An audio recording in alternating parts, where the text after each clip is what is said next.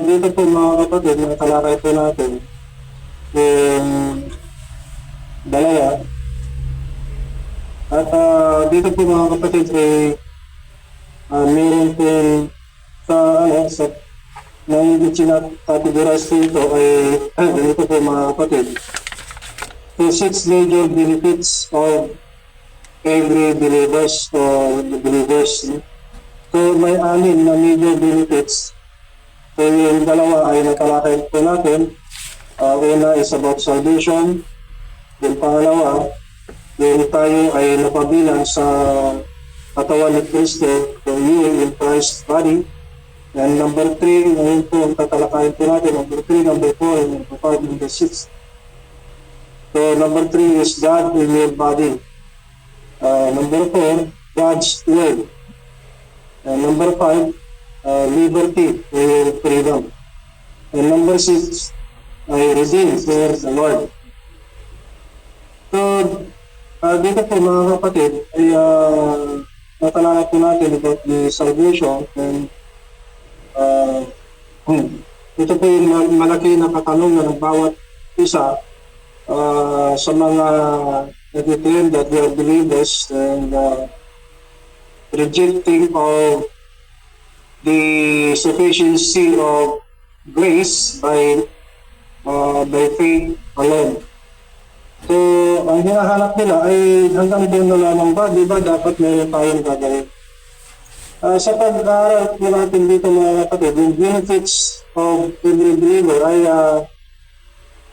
kung bakit ang biyaya ng Diyos ay sapat. Dahil po sa when we believe the finished work of the Lord Jesus Christ at the cross, yung mga hinahanap o tinatanong ng iba na dapat gawin para malubos yung kaligtasan, yung pag-aaralan po natin pala ay kumpleto ng ginawa ng Diyos. So hindi po tayo gumawa. What we have done is just to believe the finished work of Jesus, and the rest that we are looking for or they are looking for is God had done already. Ang Diyos lang siyang gumawa pa rin. Makatulad na lang ng salvation, kahit pinalaman ka na tayo ng naniniwala o nanampalataya. Di ba, tayo hindi makasalanan. So, nandiyan pa rin yung sin, nandiyan yung kasalanan. So, we need to repent. We need to be baptized in order for us to complete the salvation. Yun ang alam po ng bilan. But, kung titignan po natin, mga kapatid, God had already done everything. No? Katulad po, sa pagiging makasalanan po tayo, ang ginawa po ng Diyos ay sa pagbibigay ng kaligtasan sa atin, God had already fixed the problem for us that we are sinners. So God has declared us righteous. So He justified us. So, hindi po natin kagawin yan. They as being sinners, nandiyan po yung kasalanan, sala po tayo. And so God forgive us all our trespasses. Forgiven us all our trespasses. And then, tayo po ay malayo sa Diyos. So, naniwala lang po tayo, ang ginawa ng Diyos ay tayo po ay napalapit sa Kanya. So, yun, yung mga leader na tinatanong, hinahanap lang nila. Pero lahat ng yun ay ginawa na ng Diyos. So, nandito po tayo mga kapatid na talakayin pa yung apat major benefits of being a believer. No? Specifically the finished work of the Lord Jesus Christ. So, number 3, ano po tayo sa number 3, God in your body. So, ang Diyos ay nasa ating katawan o ang Diyos ay nasa atin. Na matatandaan po natin, tandaan po natin na may sinabi ang Apostol Pablo that we as Gentile in time past we are without God. But after believing the gospel, the finished work of Jesus at the cross, that is renowned with God. So, nung tayo po tayo, pinaniwalaan po natin ang ginawa po ng Panginoon Jesus sa cross, ay ang Diyos ay nasa atin na. Hindi na po yung we are without God. Tingnan po natin, basahin po natin sa Ephesians chapter 2, verse 22, and it says, in whom we also are builded together for an habitation of God through the Spirit. So, after believing, dito sabi po dito, we are builded together for an habitation of God. So, naging tahanan ng Diyos sa pamamagitan ng banal na Espiritu. And through the Holy Spirit, in Ephesians chapter 4, verse 6, it is specified here na sabi, one God, and Father of all, who is above all and through all, and in you all. So God is in us. God is in us. So since God is in you, in us, then also His love is in us. So, kung ang Diyos ay nasa sa atin, din ang kanyang pagmamahal ay nasa sa atin. Basahin po natin sa Romans chapter 5, verse 5. And hope make not sin, because the love of God is shed after in our hearts by the Holy Ghost that is given unto us. Because the love of God is shed abroad in our hearts. So, ang pagmamahal ng Diyos ay nasa sa atin. May sinasabi rin ni Apostol Pablo, sabi po niya, tayo ang nilahayan ng Diyos since the time that we are still sinners, no? And the more na the time na tayo po naniwala, so ang Diyos ay nasa sa atin, then ang pagmamahal ng Diyos ay nasa sa atin. So since God is in you, then the Holy Spirit is in us. Then basahin po natin doon sa Romans chapter 8,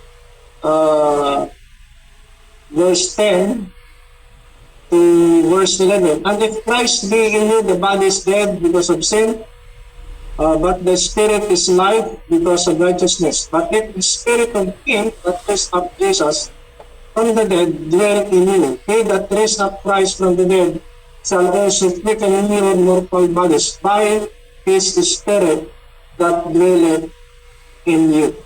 So yung pagiging sumasa atin ang Diyos, then ang ito po ay nangyari o nagiging tayo tahanan ng Diyos sa pamamagitan po ng banal na Espiritu. So the Holy Spirit dwells in us as God is in us. So dito po mga kapatid, sinasabi na ng Apostol Pablo at yung banal na Espiritu is alive because of yung righteousness. Then this Spirit is the same that raised up Jesus from the dead. So sabi ni Apostol Pablo, the Spirit of Him that raised up Jesus from the dead dwell in you. So, in Titus chapter 3, verse 5, 1 Corinthians chapter 14, verse 25, it says, and those of the secret of His heart made manifest, and so falling down on His face, he will worship God and report that God is in need of a truth. So maliwanag na nagmamanifest yung presensya ng Diyos sa atin. So, ito po yung pag-ibig ng Diyos ay suba sa atin. Colossians chapter 1, verse 27, it says, to whom God would make known what is the riches of the glory of His mystery among the Gentiles. It is Christ in you, the hope of glory. So, since the Holy Spirit dwells in us, there are some things, something He did for us as believers. So there is a purpose why the Holy Spirit is in us, or why the Holy Spirit dwells in us. So yung pagiging sa atin ng Diyos through the Holy Spirit, there is a purpose. Yung purpose ng yung pagiging yung indwelling po ng banal na Espiritu Santo sa atin. So this is a great blessings din po sa atin or great benefits sa atin po, the indwelling of the Holy Spirit. Letter A, so the Holy Spirit sealed us. So sealed with the Holy Ghost. So being sealed with the Holy Ghost, this is given to us. This is what the Holy Spirit did to us as a given assurance to us that we are saved. So ginawa po ito yung purpose of the dwelling of the Holy Spirit, to seal us, to give the assurance to us na tayo po ay ligtas. Yan. So 2 Corinthians chapter 1 verse 22, it says, who had also sent us and given the earnest of the Spirit in our hearts. And 2 Corinthians chapter 5 verse 5, now he that hath brought us for the self-same thing is God, who also hath given us unto us the earnest of the Spirit. So Ephesians chapter 1 verse 13 also, in whom you also trusted, after that you heard the word of truth, the gospel of your salvation, in whom also after that you believe, you were sealed with the Holy Spirit of promise. So, yan. So, nung tayo po ay naniwala doon po sa gospel of salvation, after believing, then sabi po dito, you will sealed with the Holy Spirit. And so yun po yung purpose, why then the Holy Spirit dwells in us. So yung pag-silyado niya sa atin, para ito po ay magbigay po sa atin yung assurance that we are saved. And in Ephesians chapter 4 verse 30, yung concept ba na ito ay hanggang kailan? Sabi po dito sa Ephesians chapter 4 verse 30, kaya pansinin po natin ito mga and grieve not the Holy Spirit of God, whereby you are sealed until the day of redemption. Yung until the day of redemption na pinasabi po dito, binabanggit dito ay yung sa put up o yung rapture. So, the Holy Spirit sealed us, hindi po sa, depende sa panahon, but then it says here that you are sealed until the day of redemption. So, hanggang sa mangyari yung put up. Sa 2 Timothy chapter 2 verse 19, nevertheless, the foundation of God's standeth sure, having this seal, the Lord knoweth them that are his, and let everyone that nameth the name of Christ depart from iniquity. Yeah. So all believers, since we are sealed by the Holy Spirit, and all that we are sealed, then there is something that we have to do. It says that we have to depart from all iniquity and must abstain from any form of evil. Yeah. So tayo po ay dapat, dahil po sa tayo po ay nasinyahan na, tayo po ay nabigyan na ang kasiguraduhan o ang salvation. Then, ang sinasabi po ay dito ay let everyone that nameth the name of Christ depart from iniquity. So dapat na tayo po ay iwasan na po natin lahat ng anyong masama. Letter B, which God dwells in us. So your body is now God's temple. So, dito po mga kapatid, tayo po ay naging templo na ng Diyos. Again, na po natin kanina, that the indwelling of God is through the Holy Spirit. And it says, your body is now God's temple. 1 Corinthians chapter 3, verse 16, know ye not that you are the temple of God, and that the Spirit of God dwelleth in you. 1 Corinthians chapter 6, verse 19, what? Know ye not that your body is the temple of the Holy Ghost, which is in you, which you have of God, and you are not on your own. Yeah. So, dito po, pinapakita po dito mga kapatid that our body is the temple of the Holy Ghost. And so, likewise, mayroon po encouragement po dito ni Apostle Pablo na tayo po ay being sealed with the Holy Spirit. Now, let us have to depart from any form of iniquity or any form of evil. Romans chapter 8, verse 26 to 27. Ito po yung sinasabi din, the work of the Holy Spirit with us, that not only that He saved us, likewise the Spirit also helped us our infirmities. Romans chapter 8, verse 26 to 27. For we know not what we should pray for as we ought, but the Spirit itself make intercession for us with groanings which cannot be uttered. And He that searches the hearts knoweth what is the mind of the Spirit, because He make intercession for the saints according to the will of God. So, yan, yung gawain din ng Banal na Espiritu, the dwelling of the Holy Ghost sa akin, ay hindi lamang po sa binigyan po tayo who saved us for the assurance of our salvation, but He also make an intercession. He helped us also in times of praying, kasi dito sinasabi na po sa Pablo, hindi natin alam kung paano manalangin, pero ang papasalamat po natin ay ang Banal na Espiritu make intercession for us, sabi niya dito.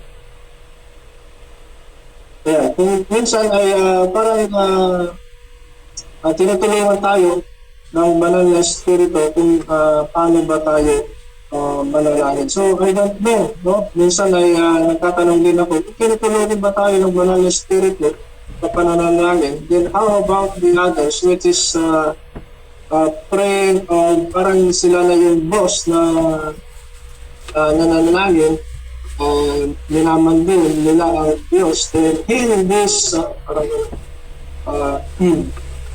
but the question is, maaari bang tayo ay utusan natin ang Diyos? So the other is sometimes nagiging demanding po sila sa Panginoon. No? So I mean to say na kung tayo po ay ginagabayan ng Banal na Espiritu, even doon po sa panalangin po natin, we ought to know that those yung mga iba na siyang nanalangin na parang pinutusan na po nila ang Diyos, and then parang they are still applying of yung sinabi po ng Panginoon sa kanyang mga disciples that when they go out and preach to all nations, and then to share or to teach the kingdom of God, then mangyari na sila ay magpapagaling. No? So, ibig sabihin noon ay yun ba ay still nasabi po natin na they are leading by the Holy Spirit? I don't think so. Doon ay makikita natin na yung ganang sarili na lang nila. So, ito naman po mga kapatid that God has dwells in us, so we have the letter C, the help and comfort. Help and comfort. So it is not a matter of when God dwells in you, you will be successful and be prosperous. But what we have is help and comfort. Why? Because the Bible, or as we are in the dispensation of grace, wala pong tinuturo ni Apostol Pablo about the after believing that we will be prosperous. But there is something that Apostle Paul is telling it to us, that after believing, then God indwells in us, then we have the help and comfort. 2 Corinthians chapter 1 verse 2. To comfort us in our tribulation, that we may be able to comfort them which are in any trouble, by comfort wherewith we ourselves are comforted to God. So, nasaan dyan yung promise na you will be prosperous and successful, you will be get rich, and so on. But every time, sa mga circumstances sa buhay po natin, dadaan po tayo sa mga bigatin, sa mga problema. At dito naman po sa 2 Corinthians chapter 7 verse 6, it says, nevertheless, God that comfort those that are cast down, comforted us by the coming of Titus. So, ibig sabihin po nito, mga kapatid, we will go through, we may pass, dadaan tayo sa mga uncomfortable situations, but ang gagawin po, because God is, mangyayari po, because God dwells in us, or God is in us, so God will comfort us in times of troubles. Philippians chapter 4, verse 7. And the peace of God which passeth all understanding shall keep your hearts and minds through Christ Jesus. The 2 Thessalonians chapter 2, verse 17. Comfort your hearts and establish you in every good word and work. So never say that when the time na parang hindi po maganda yung pangyayari sa buhay po natin, o hindi naman po tayo nagiging mayaman, katulad po ng mga pagkukumpara sa mga tao sa paligid po natin. Bakit sila when they are applying or they are training, sometimes, diba, minsan narinig na po natin, minsan yung tinatawag na magtanim ka at ikaw ay mag-aalin. So, taniman mo lang kung ano yung pinapanalangin mo, and then magbubunga yan at aalihin mo someday. In the time of the dispensation of grace, ang makuha po natin dito is the comfort of God times of or help in times of trouble. So hindi naman po sinasabi dito na we are exempted of troubles, we are not exempted or we are exempted of any uncomfortable situation, but for those times God will comfort us.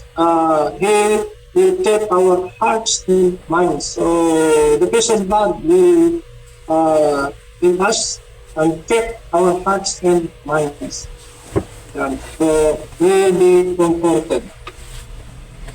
So, in dwelling of God, or God dwells in us, then ang nabibigay po sa atin, we have also the mind of Christ. Dito po meron na sa atin yung pag-iisip Panginoong Hesus Kristo. 1 Corinthians chapter 2, verse 16.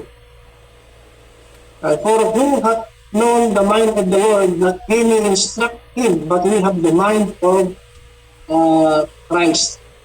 So isa pong benefits na naibigay din po sa atin ito, mga kapatid, yung mind of Christ. We have now the mind of Christ. Kung paano ba ang Panginoong Hesus Kristo ay mag-isip. So Colossians chapter 3 verse 10, it says, and have put on the new man that is renewed in knowledge after the image of him that created him.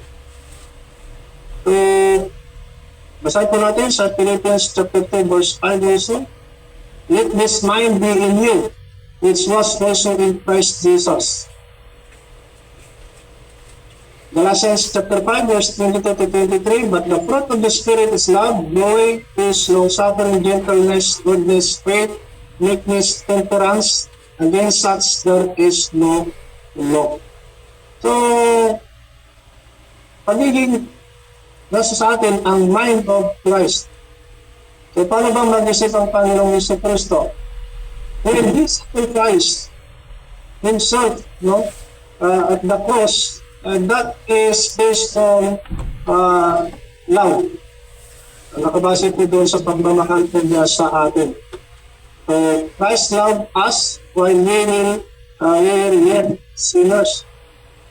Then, dito po mga mind of Christ, paano ba siya mag-isip? Always na ang Panginoong Hesus Kristo ay tinitingnan kung ano po yung kalooban ng kanyang Ama. One time, and it says, Father, yung sinabi po niya nung ay malapit na sa pagpapako niya sa cross, kung sana ay malayo sa kanya the top of sufferings, but your will be done. Sabi po niya. So, ito po mga kapatid, ang lagi na po natin iniisip is Christ kung paano mag-isip ng Panginoong Hesus Kristo, then we are always looking for what is the glory or what is the will of God. Kung ano yung mga para sa kapurihan ng Diyos. So, sabi po na Apostol Pablo, whether you eat or drink, whatever you do it for the glory of God. So, ano na yung mga dapat na po natin inisip ay kung ano yung mga kalooban ng Diyos. Yan. So, being the dwelling of God in us through the Holy Spirit, literally strengthen our inner man. So, strengthen the inner man. Ephesians chapter 3, verse 16.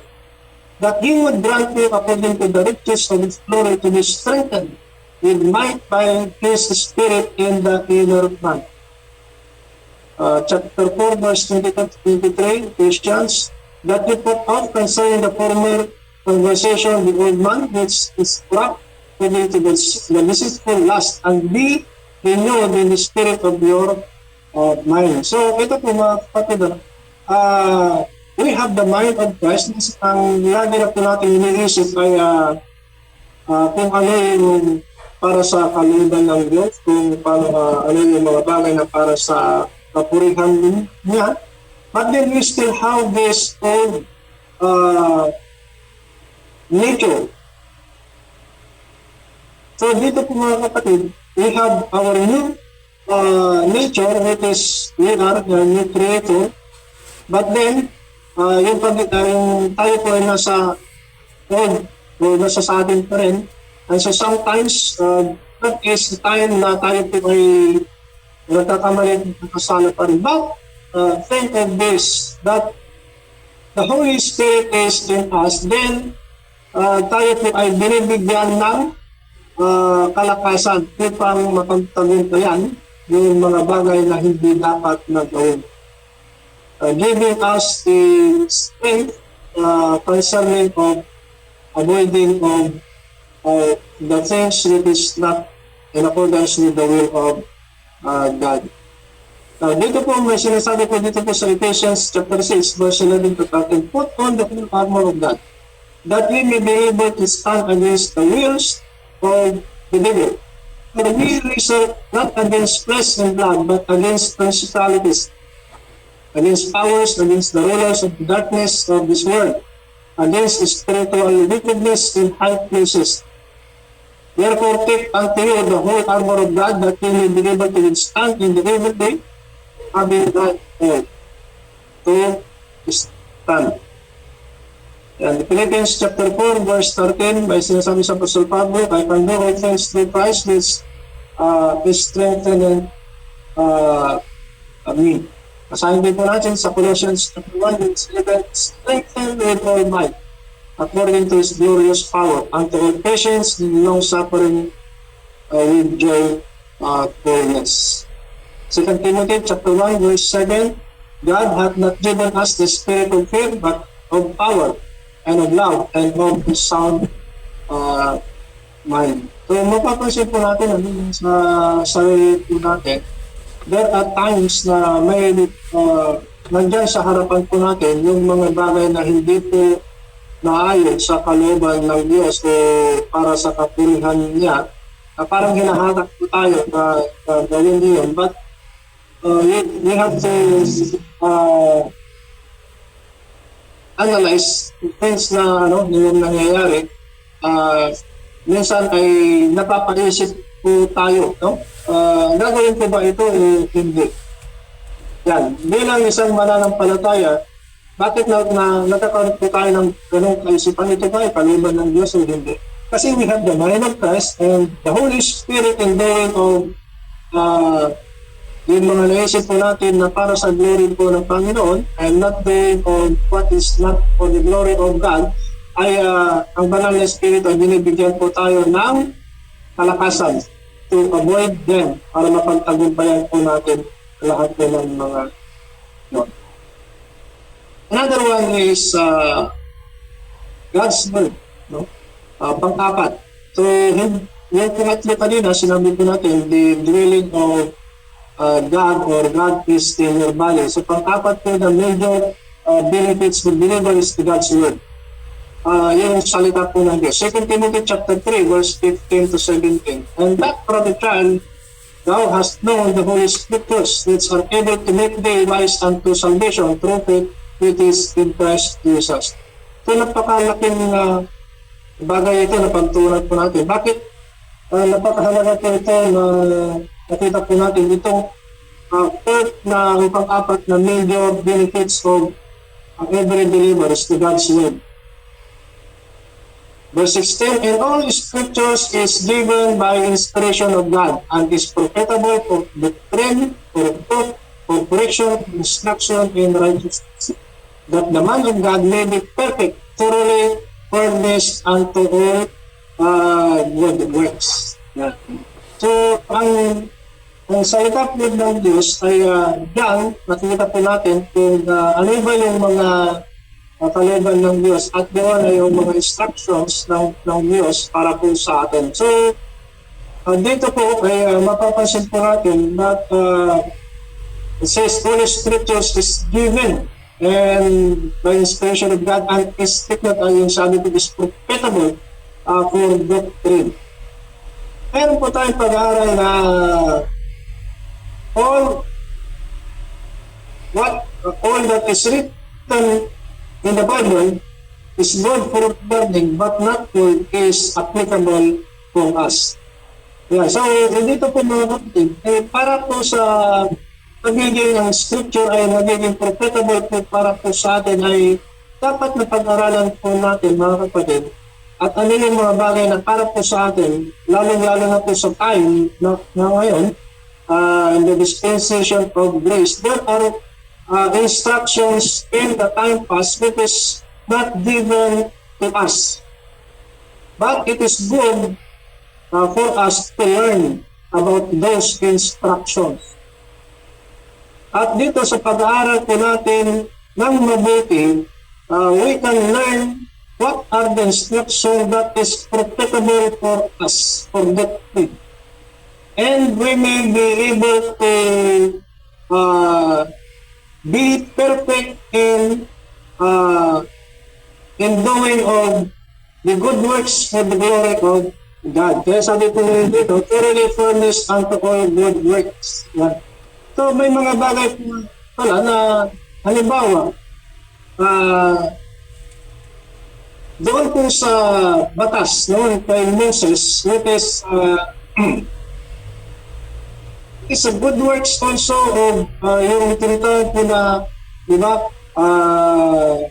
kung ang tawag dito, ikaw ay yung ginawa po nila na kapag sila humihingi ng kapatawaran ay nag-uupor po sila. Sometimes may mga pangyayari po rin na yung ganun. Seems na parang kaparehas na gano'n. Lord, ganito kasi, sabi po ng mga ilan, pag sila na, Lord, patawarin mo po ako sa mga kasalanan ko, then I will do this. Lord, bigyan mo lang po ako ng ganito, then I will make this, and I will do this. So that is good works, but if kung pag-aaral po natin, that is not the good works which is applicable for now. So Romans chapter 15, verse 4, it says, for whatsoever things were written aforetime were written for our learning, that we through patience and comfort the scriptures might have it.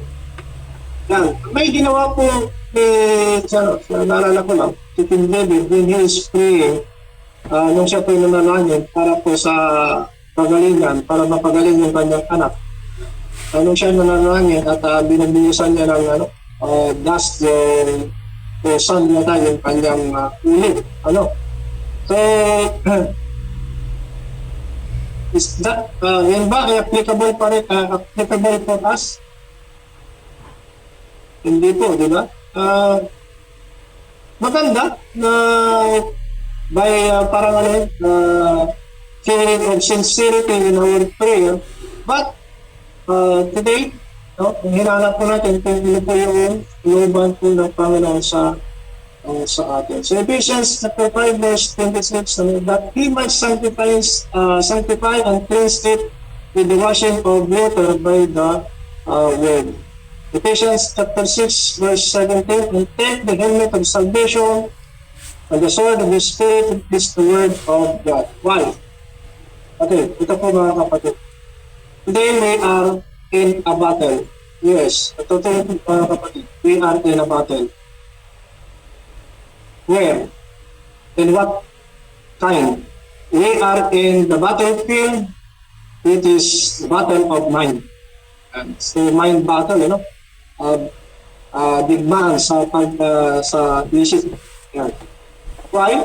Dito po mga kapatid, that's why we need to study and learn the Word of God.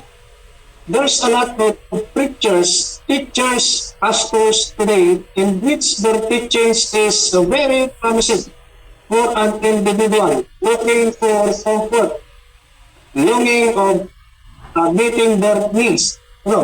So without careful study, we might be convinced of them, might fall and join them.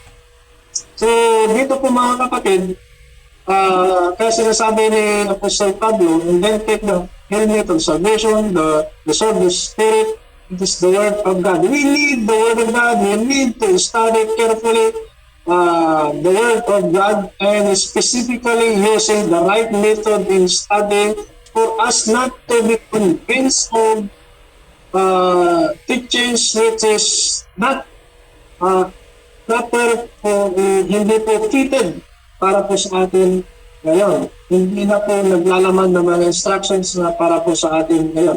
Pero kung tingin po natin mga kapatid, kaya nga sinasabi po natin ngayon na we are in a battle, it is in the field of mind. Kasi marami pong mga preachers, teachers, pastors din na yung kanilang mga tinuturo is a very promising, talagang ang pinakamulat po nila, if we are faithful in doing this, if we are faithful in doing that, then we might gain some materials, we might gain some riches materially in this world. And then, kaya po dito, sinasabi po natin mga kapatid, without careful study, we might be convinced. Okay? Of them, and we might be pulled and join of them. Yun po ang nakakabahala na pili po mangyari. We need to careful study. We need a better na pag-aaral, mas maigi na pag-aaral, at hindi lamang po maigi pag-aaral, kung hindi ay yung right method na ating dapat na gamitin. Hindi po tayo mahuli sa sa paniniwalang pananampalataya sa kawalan. Kaya sinasabi ng Apostol Pablo, Colossians chapter 1 verse 25, he said, "Therefore I am made a minister according to the dispensation of God, which is given to me for you to fulfill the word of God." Titus 1:3, "But hath in due times manifested his word through preaching, which is committed unto me, according to the commandment of God our Savior." Kaya sinasabi ni Apostol Pablo, I have made parang siya ay ginawang minister then to fulfill in sharing the word of God. And to fulfill the word of God. Ang ibig sabihin po nito mga kapatid na para ma-fulfill kung ano yung salita po ng Diyos na angkop para po sa panahon natin ngayon sa dispensation of grace. For there are words of God that is preaching, bahagi, hindi naman ay applicable for us. Yes, napakaganda, napag-aralan po mula Genesis hanggang Revelation, pero hindi po lahat ng mga nilalaman nilang doon ay lahat ng mga instruction is instruction for us today. Kaya maingat po tayo sa pag-aaral. 2 Corinthians chapter 4 verse 6, it says, "For God who commanded the light to shine out of darkness had shined in our hearts to give the light of the knowledge of the glory of God in the face of Jesus Christ." So through the word of God, we have also the access to spiritual truth and discernment. So sa pamamagitan po ng salita po ng Diyos, nagkakaroon po tayo sa liberty access to spiritual truth and discernment. So nakikita na po natin kung ano yung totoo, nag-discern na po natin kung ano yung tama. Ephesians chapter 2 verse 18 and 19. "For through Him we both have access by one Spirit unto the Father. Now therefore, you are no more strangers and foreigners, but fellow citizens with the saints and of the household of God." 1 Thessalonians chapter 2 verse 13, "For this cause also thank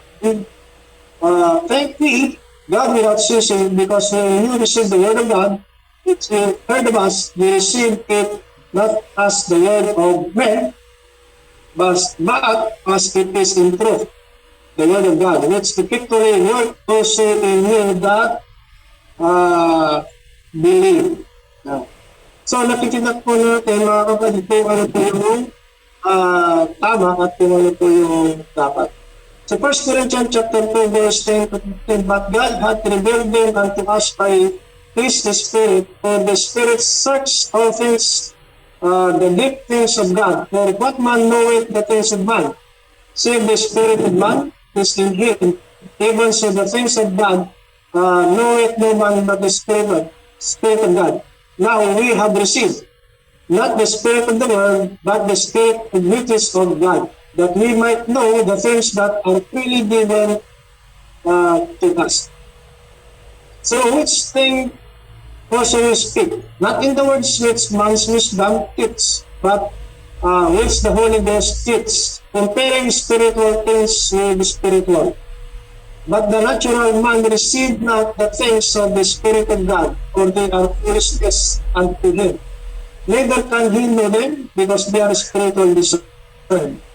But he that is spiritual judges all things. Yet he himself is judged of no man. So sa pamamagitan po talaga ng careful study using of the right method, we will know now the truth, what is right, and we discern what is not right. Yan. So nakikita po natin kung ano po yung mga dapat at kung ano po yung mga tama. Through the word of God, then we have hope, wisdom, and understanding. And Romans chapter 5 verse 2, "By whom also we have access by faith into this grace, wherein we stand and rejoice in the hope of the glory of God." Romans chapter 4 verse 12, rejoicing in hope, patience in tribulation, continuing instant in prayer. So, dito po mga kapatid, through reading the Word of God, na ibibigay po sa atin na talagang meron po tayong pag-asa, meron po tayong hope sa kinabukasan po natin.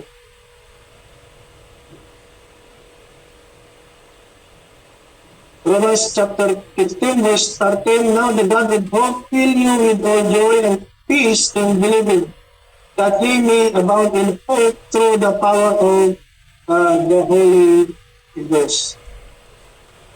Opo, tama po na hindi naman po pinapangako ng Biblia in this time of dispensation of being to be prosperous and successful, but in everything we will be guided and comforted with God in every situation in our tribulations, and by prayer then we can may paparating po natin sa Diyos kung ano po yung mga bagay na nagpapabigat po sa atin, then God may give us peace. 1 Corinthians chapter 1 verse 5, that in everything you are enriched by Him in all utterance and all knowledge. Enriched by Him. How? Study.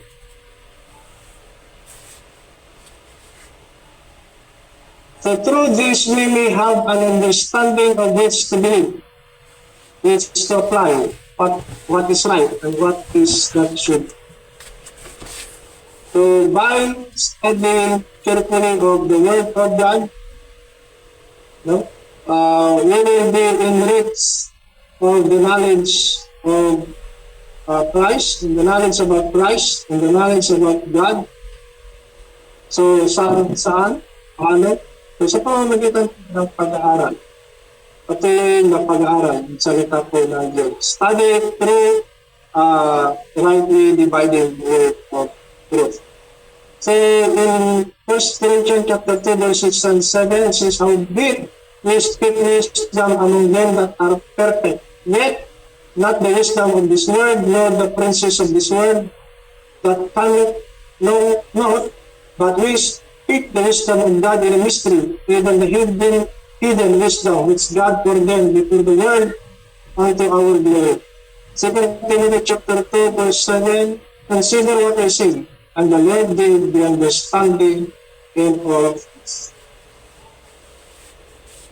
Now, through the Word of God, then God's will and manifold wisdom. So, yan, nalalaman po natin through the Word of God kung ano yung mga kalooban ng Diyos at nagkakaroon po tayo ng wisdom para malaman kung ano yung mga nararapat. So, Ephesians chapter 1 verse 9, having made known unto us the mystery of His will, according to His good pleasure, which He hath purposed in Himself.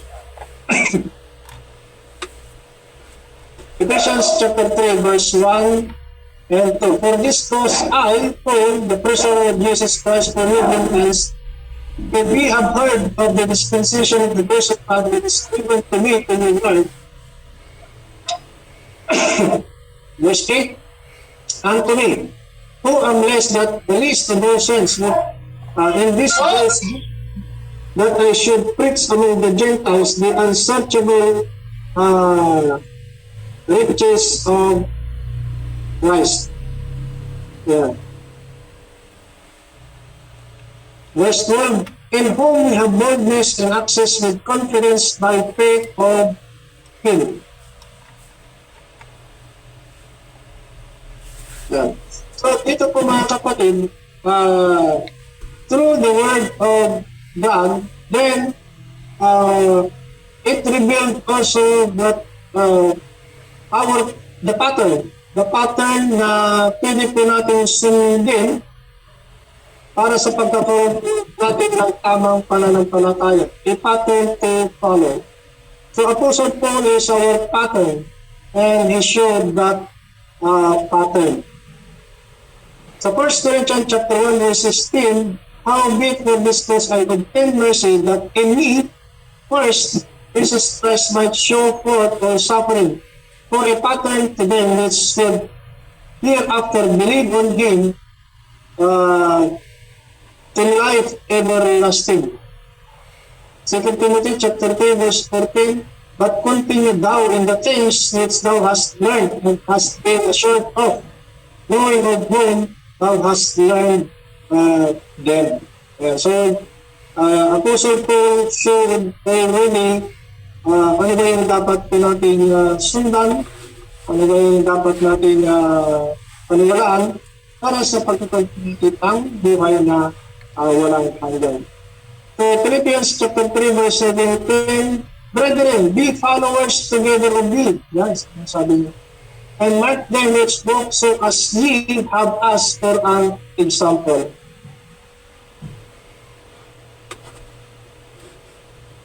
Philippians chapter 4 verse 9, those things which you have both learned and received and heard and seen in me, do. And the God of peace shall be with you. Ano sinasabi ng Apostol Pablo? Yung mga dapat po natin sundin ay ano yung nakitanong natin sa Kanya, ano yung narinig natin sa Kanya, ano yung Kanyang mga pinapangaral, yung sabi ng Apostol Pablo, do. And the God of peace shall be with you. Kaya dito po mga kapatid, Apostle Paul showed already the pattern, and Apostle Paul is our pattern. Kaya sinasabi po niya sa 1 Corinthians chapter 11 verse 1, it says, sabi niya, be ye followers of me, even as I also am of Christ. So, follow me as I follow Christ. Sabi po niya. Ito po mga kapatid, malapit na po tayo sa last, no? Number 5, record at saka number 6 na lang. So, liberty, kalayaan. The fifth major benefits of every believer is liberty. For what is our liberty? For what is our freedom? Para saan? Para ano? So Galatians chapter 5 verse 1. Stand fast therefore in the liberty wherewith Christ hath made us free, and be not entangled again with the yoke of bondage.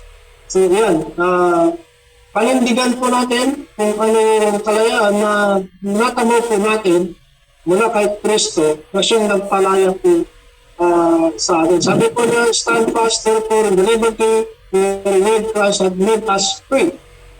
Okay? And be not entangled again with the yoke of bondage. For what? Saan?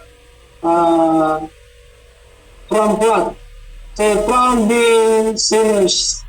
And we should be, as in our liberty today, free in doing what is for the glory of God. So in Galatians chapter 5 verse 13, for brethren, we have been called unto liberty. Only use that liberty for an occasion to the flesh, but by love serve one another. Hindi na po, sabi po niya, use not that liberty for the flesh, but by love serve one another. Hindi na para po sa to satisfy the flesh, but gamitin ninyo yan na para sa paglilingkod sa bawat isa. Sabi po na Apostol Pablo. 2 Corinthians chapter 3 verse 17, sabi po na dito, now that God is the Spirit, and where the Spirit of the Lord is, there is liberty. Paano tayo po pinalaya? Okay. Kaya sabi ko dito, we are dead to the law, free from condemnation. Doon po tayo pinalaya mga kapatid. We are freed from condemnation and we are dead to the law. Patay po tayo sa batas. Sabi ko. Romans chapter 7 verse 4, wherefore, my brethren, ye also are become dead to the law by the body of Christ, that you should be married to another, even to him who is raised from the dead, that we should bring forth fruit unto God. Verse 6, but now we are delivered from the law, that being dead wherein we were killed, that we should serve in unison in spirit and not in the oldness of the letter. So, napakaliwanag na po dito mga kapatid that we are dead in the law, so we are no longer in the bondage of, we are not in the bondage of the law. In a sense naman, we are Gentiles, we are not under the law. And so, there is no connection, we don't have the connection of the law ever since. Kaya sabi po dito ng Apostle Pablo, we are dead to the law by the body of Christ. So, ibig sabihin po nito mga kapatid, malaya po tayo sa mga batas na hindi po natin dapat na sundin po. We are not it. Ephesians chapter 2 verse 15, having abolished in his flesh the enmity, even the law of commandments, contempt and ordinances, for to make in himself of twin one human, for making peace. Marami po talaga yung mga hindi po alam kung nagpapakitang pilas sa Diyos in doing all those parang kailangan meron din plain gold, parang ganun ang sinasabi. So parang hindi, para po sa kanila, it is not enough the grace of the Lord, but what we have learned is the grace of God is sufficiently enough for us. Kaya meron pong sinabi po ng Panginoon kay Apostle Pablo one time nung siya ay nananalangin about yung thorn of the flesh na sana po ay maibsan o magagaling na. But when the Lord answered him, sabi po ng Panginoon, my grace is sufficiently enough. So in Colossians chapter 2 verse 14, blotting out the handwriting of ordinances that was against us, which was contrary to us, and took it out of the way, nailing it to his cross. So if we are following of the ordinances in the time past, especially yung mga batas noon, ay parang binablot out po natin, pinapawalang bisa po natin, parang binabaliwag po natin kung ano yung ginawa ng Panginoon Kristo yung sa cross. So, all of those have been nailed already to his cross, sabi po dito. Whatever the ordinances written, then sabi po, it was already nailed into his cross. Galatians chapter 3 verse 13, Christ hath redeemed us from the curse of the law, being made a curse for us, for it is written, cursed is everyone that hangeth on a tree. So parang inilalagay pa rin po natin sa yung sarili po natin sa under curse that we are following on law. In order for us to be righteous, we need to be baptized. In order for us to be faithful, we need to be to repent. Then, sabi po dito po sa Romans chapter 8 verse 1 to 4, there is therefore now no condemnation to me, which are in Christ Jesus. So law, not after the flesh, but after the Spirit. For the law of the Spirit of life in Christ Jesus hath made me free from the law of sin and death. For what the law could not do, in that it was weak through the flesh, God sending his own Son in the likeness of sinful flesh, and for sin condemned sin in the flesh, that the righteousness of the law might be fulfilled in us. For walk not after the flesh, but after the Spirit. So we are dead to the law. We are freed from condemnation.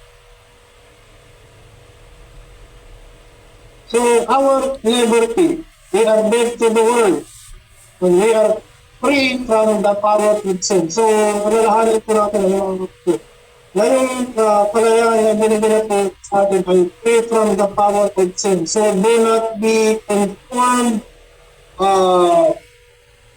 anymore with the works of the flesh, with the work of this world,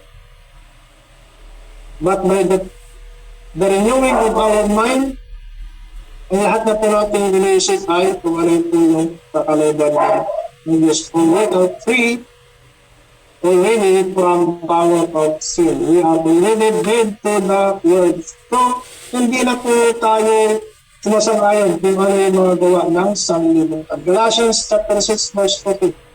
But God forbid that I should glory, save in the cross of our Lord Jesus Christ, by whom the word is crucified unto me, and I unto the world.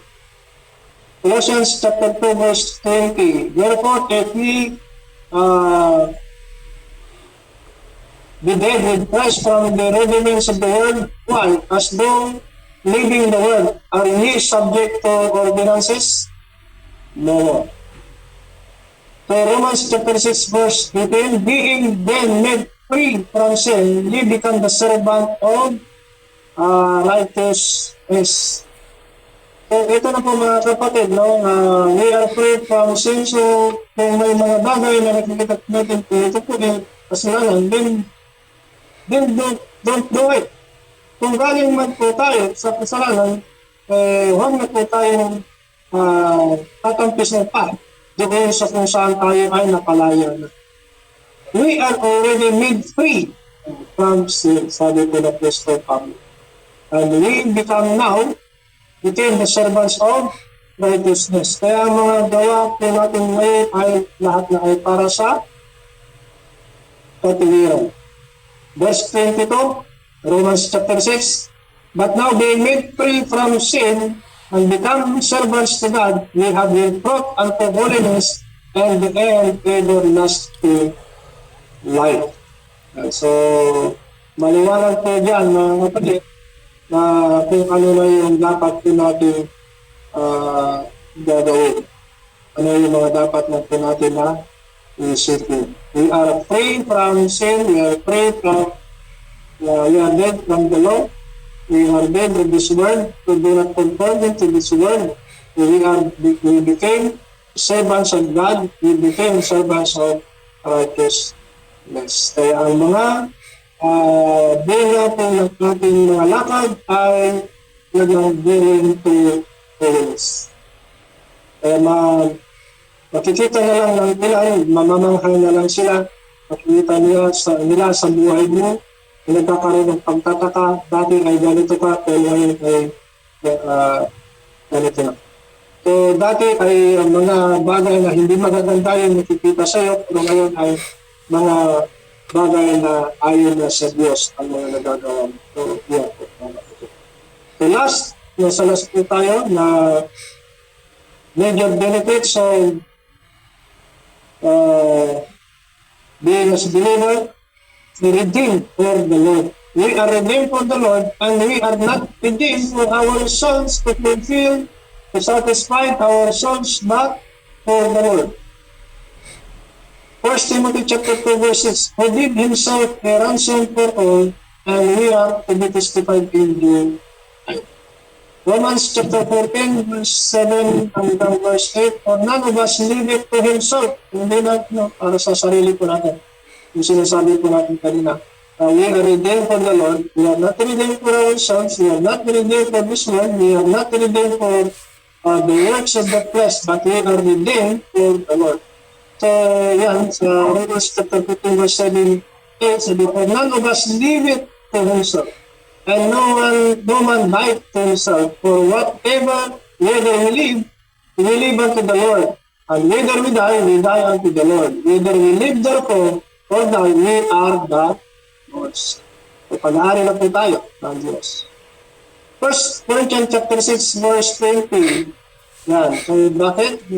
Ito, sinasabi yung reason. For you are both with the Christ, therefore glorify God in your body and in your spirit, which are God's. Yan. Kasi hindi na po natin pag-aari, sarili po natin, pag-aari na po yun. Kasi sabi po dito, we are both with the Christ. So, sabi, presyo, life of Jesus. Ano yung price ko doon? What is it at the cross? Yan po, yung kung saan tayo po ay believe. 1 Corinthians chapter 7 verse 23, you are bought with a price, be not ye the servants of men. Galatians chapter 2 verse 20, dahil sinasabi ng Apostol Pablo, I am crucified with Christ, nevertheless I live, yet not I, but Christ liveth in me, and the life which I now live in the flesh, I live by the faith of the Son of God, loved me and gave himself for me. So Ephesians chapter 5 verse 2, and walk in love, as Christ also hath loved us, and hath given us himself for us an offering and a sacrifice to God for a sweet-smelling Savior. Philippians chapter 3 verse 12, not as though I had already attained, either were already perfect, but I follow after, if that I may apprehend that which also I apprehended of Christ Jesus. So, ano lang po yung dapat po natin gawin? Ano po yung dapat natin gawin? Yung sinasabi na po sa amin, I live, hindi na po yung namumuhay, kung hindi si Kristo na siyang nagmahal sa akin at nagbigay ng kanyang sarili para sa akin. Kaya tayo po mga kapatid, we are in the situation where we are in place of or in the time na to do good works. So wala na po tayo ibang dapat na gawin. Dapat sabi po nga pala po sa Pablo, huwag tayo mapagod sa paggawa ng mabuti. Yan. Kaya kasi sabi po na po sa Pablo in Ephesians chapter 2 verse 10, for we are his workmanship, created in Christ Jesus unto good works, which God hath before ordained that we should walk in them. So, ano yung pagkabagong nila lang po natin mga kapatid? We are being created into good works. Colossians chapter 1 verse 11, strengthen in all might according to his glorious power unto patience and long suffering with joy and purpose. 1 Thessalonians chapter 3 verse 12, and the Lord make you to increase and abound in love one toward another and toward all men, even as we do toward you. 2 Thessalonians chapter 2 verse 17, comfort your hearts and establish you in every good word and work. So, mga kapatid, they are already created as a new creature. Ito tayo, create ng Panginoon to do good works. And also, we are to do God's work.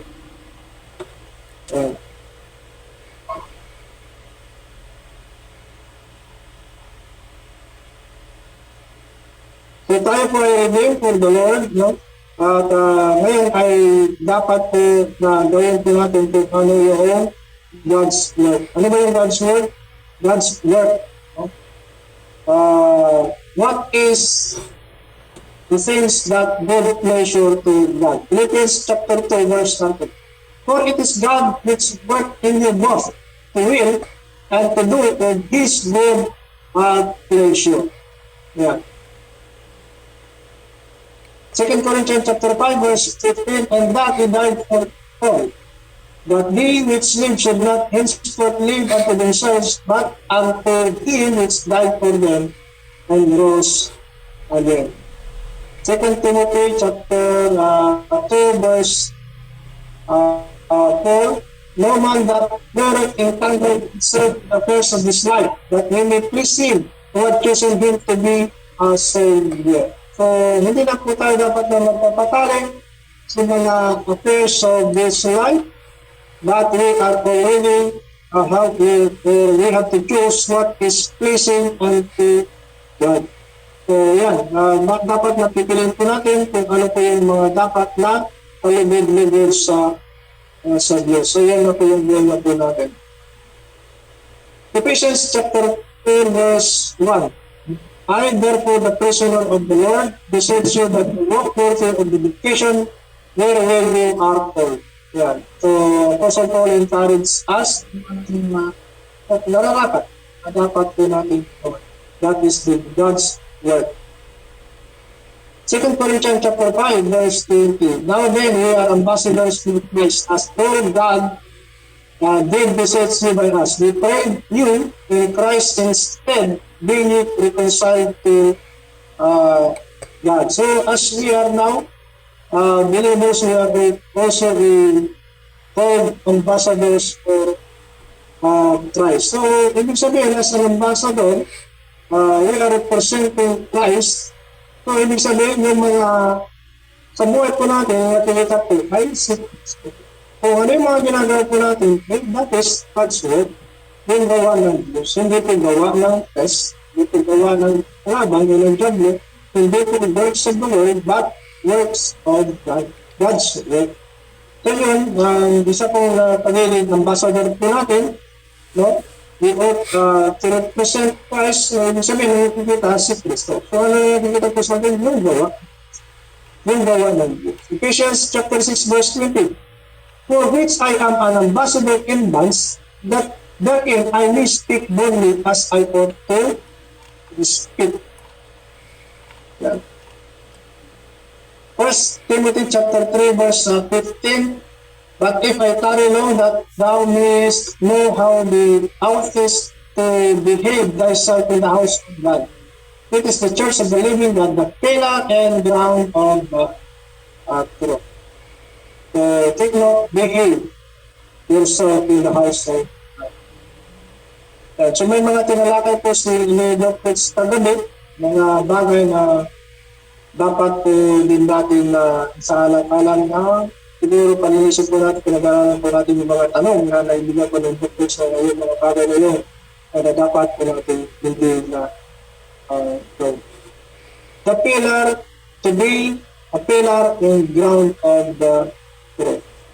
Now we are also ministers of God. As ministers of God, 1 Corinthians chapter 4, verse 1, let a man so account of us as of the ministers of Christ and steward of the mysteries of God. Now, being a ministers of God, we in 2 Corinthians chapter 3, verse 6, who also have made us able ministers of the New Testament, not of the letter but of the Spirit. For the letter killed, but the Spirit gave life. Now, meron pong sinasabi ng Apostle Pablo, being ministers, kung ano po yung ministry po natin na nagbibigay po, dadala yung daan patungo po sa buhay. First, the second Corinthians chapter 5, verse 18 to 19. 2 Corinthians chapter 5, verse 18 to 19. And all these things are of God, who have reconciled us to himself by Jesus Christ, and hath given to us the ministry of reconciliation. To wit, that God was in Christ reconciling the world unto himself, not imputing their trespasses unto them, and hath committed unto us the word of reconciliation. So in 2 Corinthians chapter 6, verse 4, but in all things approving ourselves as the ministers of God, in much patience and afflictions and necessities and distresses. We as ministers of God, we have the ministry of reconciliation. So dapat tayo po ay nagiging cause of reconciliation with one another. Hindi po tayo yung we are not the one who causes of divisions. We are not the one who causes of hatred, but we have the ministry of reconciliation. So we are the one who make everyone to be reconciled to those who are not yung mga kasama sino man hindi po nagkakaunawaan ay ang ministry po natin mga kapatid ay to make them reconcile with one another. For we have already reconciled with God, we have that also that ministry of reconciliation with one another, and the ministry of reconciliation between man and God. So, paano po na may lalagay, may bibigay po sa kanila for them to be reconciled with God? Yeah, we have ministry to share with what is giving life. So, ano yung nagbibigay po ng buhay. So, 1 Timothy chapter 4 verses, if thou put the brethren in remembrance of these things, thou shalt be a good minister of Jesus Christ, nourished up in the words of faith and of good doctrine, whereunto thou hast attained. So, literally, as the stewards of the ministries. 1 Corinthians chapter 4 verse 1. So let the man so account of us as of the ministers of Christ, the stewards of the mysteries of God. Sino po yung mga pinagpatiwalaan ng mystery of God? Yung mga nakakaalam na. Sila na yung mga nakarinig na, sila yung mga nakatanggap na. So sino po yung mga tayo po, mga kapatid. So we have the task as a steward of the mysteries. Now, as the steward of the mysteries, hindi sa pag-iingat na dapat we have to keep na parang itinatago. But as na tayo po ay as a steward of the mysteries, let's bring it out to the world. Yung sinasabi sa Ephesians chapter 3 verse 9 and 10, to make all men see what is the fellowship of the mystery which from the beginning of the world hath been hid in God, who created all things by Jesus Christ, to the intent that now unto the principalities and powers in heavenly places might be known by the church the manifold wisdom of God. So, paano po malalaman ng lahat ng tao kung hindi tayo yung kikilos? Tayo na nakaalam ng totoong kahulugan ng mystery of God, the grace of God, the grace of salvation, which sufficiently enough for salvation. At ito po mga kapatid ay nagdadala ng tinatawag ko na heavenly hope. Literally po a heavenly hope. 2 Corinthians chapter 4 verse 17 to 18. For our light affliction it is but for a moment work for us a partner in saving the eternal weight of glory. While we look not at the things which are seen, but at the things which are not seen. For the things which are seen are temporal, but the things which are not seen are eternal. Philippians chapter 3 verse 20, for our citizenship is in heaven. Of which also we look for the Savior, the Lord Jesus Christ. Colossians chapter 1 verse 5, for the hope that is laid up for you in heaven, whereof you heard before in the word of the truth of the gospel. Verse 27, Colossians chapter 1, for whom God will make known what is the riches of the glory of this mystery among the Gentiles, which is Christ in you, the hope of glory. Chapter 3, Colossians chapter 3 verse 4, when Christ, who is our life, shall appear, then shall we also appear with him in glory. So, yan po, mga kapatid, that we have already hope in heavenly places. So, we are free now. Tayo po ay pinalaya at tayo po ay para sa makalangit na pag-asa. Pinalaya na para sa hindi po pinalaya mula o hindi pinalaya para tayo ay patung sa heavenly hope, makalangit na pag-asa. And that is the heavenly places, yung ating citizenship ay doon sa langit. So in 1 Corinthians chapter 3 verse 14, if any man's work abide, which he hath built thereupon, he shall receive a reward. Kung ano man yung kanyang kung saan siya ay naging masigasig niya, he shall receive reward.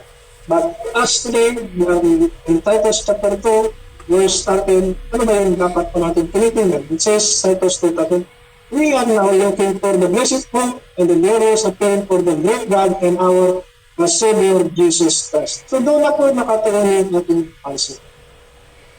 Meron pong sinabi ni Apostol Pablo doon sa 1 Corinthians chapter 9 verse 24. Kung ay sabi, tumatakbo, tayo minsan ay sabi doon, na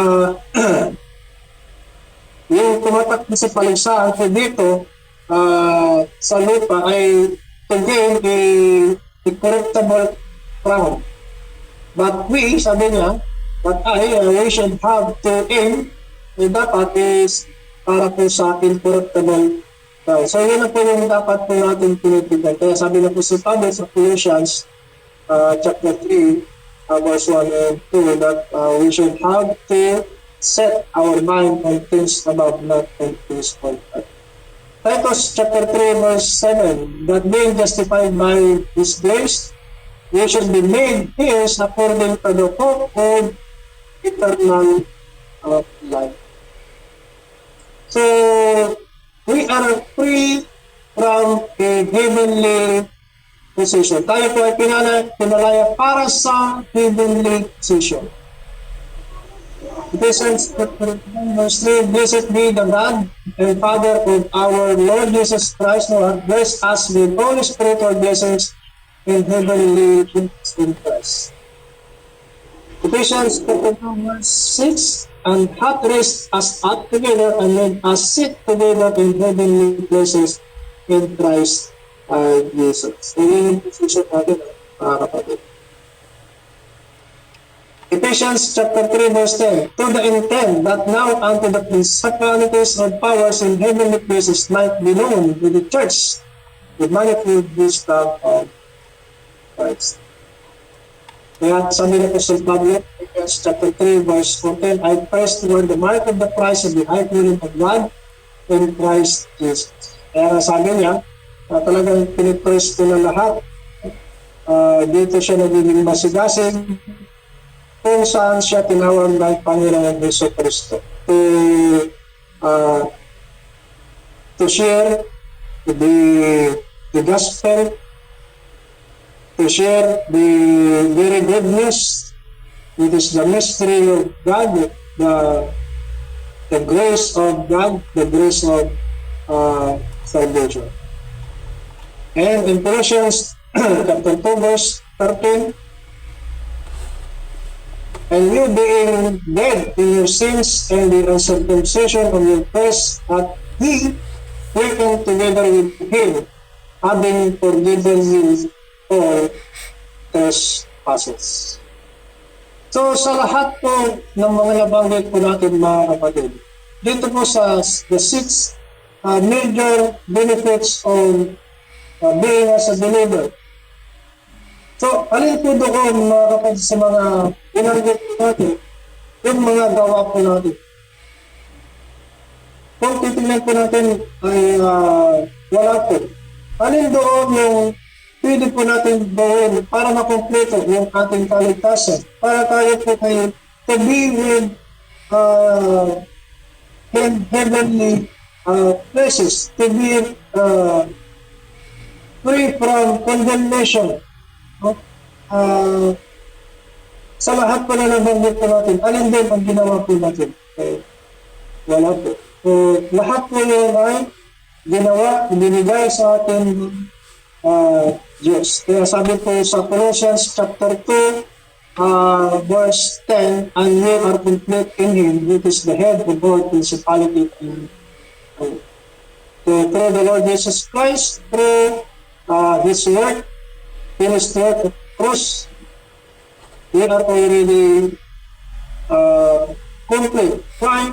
After believing of the finished work of the Lord Jesus Christ, the rest, in which sa mga ibang bagay pa na parang ginahanap po ng iba na dapat gawin ng tao ay kanina po natin ginawa ng Diyos, ginawa lang ng Diyos para po sa atin. Walang instances na ginawa po natin. Na ang nag-iisa lang yung ginawa natin mga kapatid, and that is believe. Believing the finished work of Jesus at the cross, his death, burial, and resurrection. And the rest, God did already. And that which will happen, at yan, ginayari ng kayo po ay already complete in Him. And you are complete in Him. So, dito po nagtatapos yung ating report, mga kapatid.